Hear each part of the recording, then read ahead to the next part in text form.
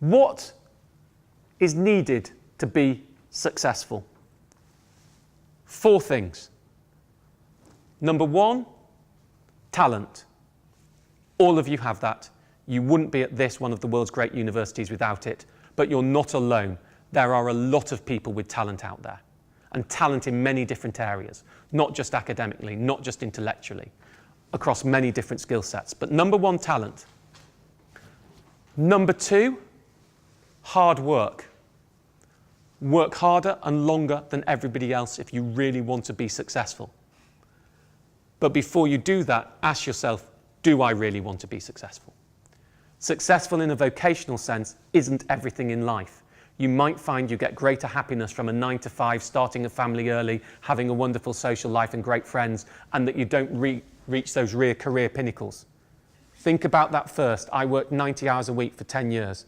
I've now cut down. I'm technically part-time. That's 50 to 55 hours a week. That's what it takes. I've already done the working hours that most people have done by the age they're 60 when they're retiring, right? And I've had the difficulties that have come with that. I've had the stress issues.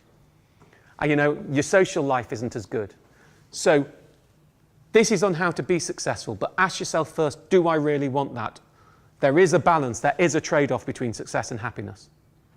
And it's really important to think about it.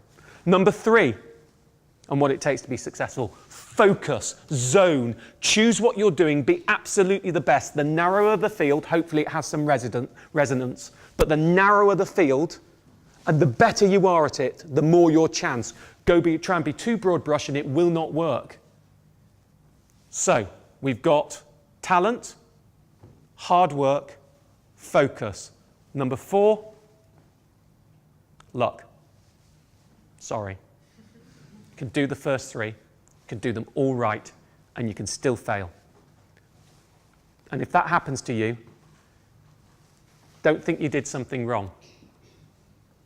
Failure is a lesson in life. Some of you will do all of that and you will fail. Others will do all of that and you will succeed. And the only difference is one of luck. And don't beat yourself up about it. But before you start on the path, don't think there is any guaranteed route. People come to this university generally for one of 2 reasons. They either want to make a lot of money or they want to change the world. If you want to make a lot of money, that's fine, but understand that what goes with that is a responsibility to the impact that you have on everybody else. And that's what you need to learn from this institution. For those of you who want to change the world, that's fine, but understand you can't forget the economics. They work both ways round. And it's a lesson that this institution, more than anywhere else, really needs to focus on. So talk to your colleagues and your friends who have the other drive to you. Those who want to do good, talk to the ones who want to make money and try and persuade them of your point. Those who want to make money, talk to the ones who want to change the world and make sure you understand what's driving them, because it takes both for us all to thrive in a modern world. Lesson number 3. Don't be afraid to change path. You will be better at something that makes you happy. And if it makes you happy, you'll make more sacrifices and you won't feel as bad doing so. I talked about being in financial PR. I was 23, 24. I was the youngest person who'd ever been taken on there, and it was muttered to me I'd be the youngest partner in the firm. I resigned the next day. That's a lie. Here's what actually happened, but it was a good point. What actually happened was that mutterance came to me. I'd been there just under 2 years, and I went home to my family and I said, I need to leave. I don't want to be a partner in that firm. So I thought what I wanted to do. I applied the next day to go and do my broadcast journalism postgraduate. I waited 2 months to be accepted for an interview, another 2 months for the actual interview. Once I got the interview and got into the course, it was 2 months before it started, and I resigned a month before the course started because I ain't stupid. I still needed an income, but in my head, I resigned the next day.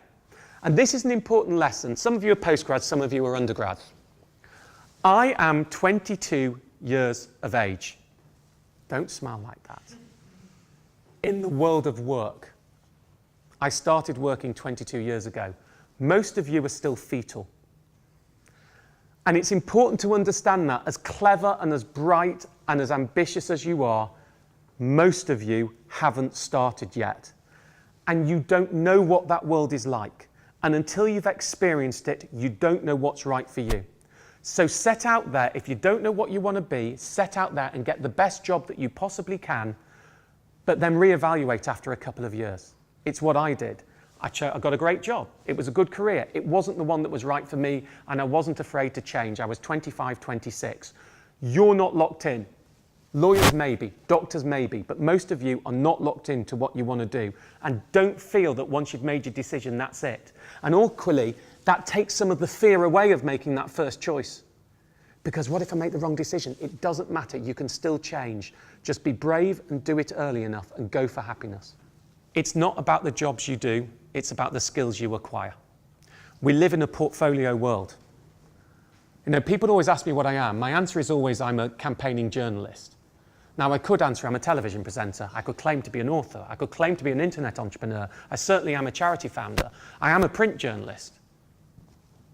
It doesn't matter what I am. What matters is what skills I've acquired. And those skills have been acquired in the strangest places. I did stand-up comedy as a hobby. It's one of the reasons I walk up and down when I'm talking to you now, because I'm addressing you all when I talk to you. And when you do comedy, you need to look everybody in the eyes when you talk to them. And it's where it starts to come from.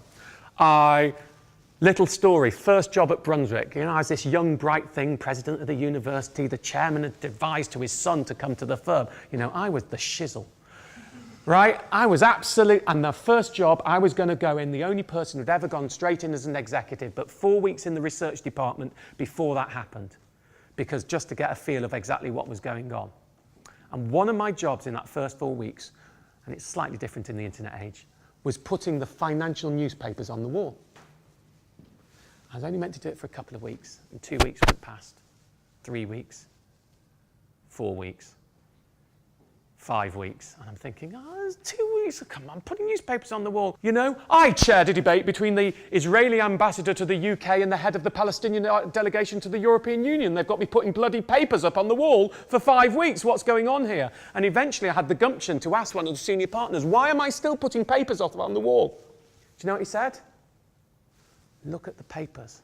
That's not straight. That's crumpled. None of us can read them properly. You can't do it properly. Next morning, true story, I came in with a protractor. I measured my right angles. I ironed it down with a tube so that they were flat, and I stuck my drawing pins in every corner, and 2 days later, I was taken off putting the papers up on the wall. You're going to be like that. You're all bright, or at least you all think you are. Yeah? Come on, this is the LSE. Some of you are postgrads. You're all clever people. And you think, when you go into the world of work, that it should bow down and scrape at you. Many of you probably these days don't, because life's a bit tougher. But that's what many of us do. And actually, what you have to do is whatever job you get, I don't care if it's your part-time job that you're doing while you're at university just to make a little bit of cash on the side, do it with absolutely every ounce of your ability. Because if you can't do the small jobs, no one's ever going to give you the big ones. Don't be afraid to be different. Don't be put off that you're doing something a different way to everybody else. Because, frankly, if you want to be special, you're going to have to be different. The two are virtual synonyms. But people don't think that way. So sometimes that involves risk-taking. Sometimes it won't work for you. When I set up the website, funny, and I met the chap who said this to me before. He's one of my best friends, and he was my best man, so there's no venom in this. He was in marketing at the time, and he looked at the website the first time. He said, I don't think it's going to work. Nobody will really be interested. And by the way, nobody wants a face on websites.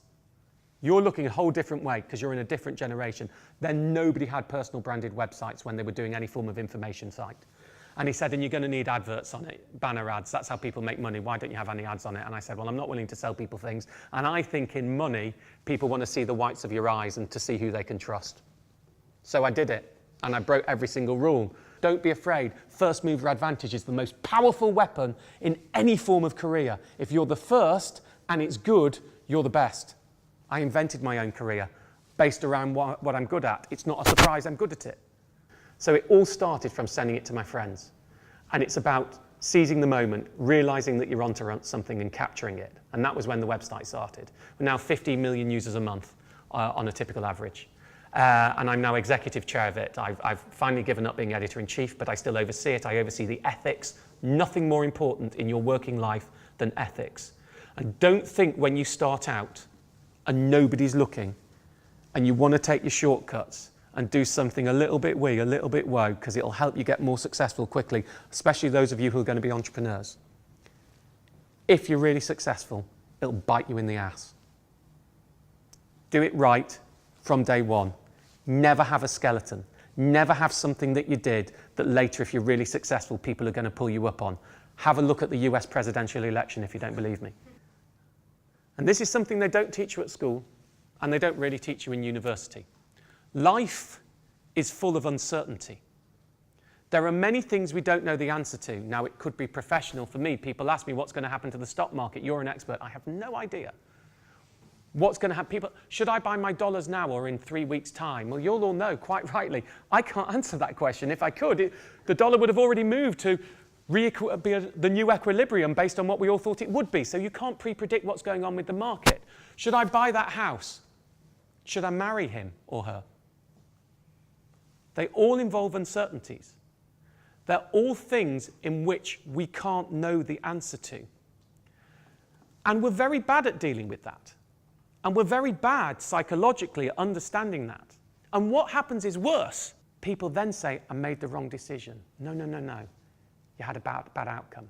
If you fixed the rate on your mortgage in 2007, and you fixed your mortgage because it gives me certainty of payment and it is within my budget and I can afford this price, the fact that interest rates then plummeted afterwards and you would have been far better off had you gone for a variable rate and you could have reaped the benefits of the decline in interest rates, doesn't make it a bad decision. You made the right decision based on the information you had at the time. And the problem with people then seeing that as a bad decision is it prevents you making the right decision again in future. So when you're making your decisions, and uncertainty is involved, which it will be on virtually everything in the world, you have to hope for the best, plan for the worst, make the decision on the evidence you've got, recognize what is uncertain, and then afterwards, if it doesn't go right for you, don't blame yourself. So cut yourself some slack. I go back to the beginning of the 4 things for success. The last one is luck. If it doesn't happen for you, you're not a And this, whether it's a life lesson or it's an important message, I hope some of you will be successful. I hope some of you will be more successful than I've been, provided you remember one thing.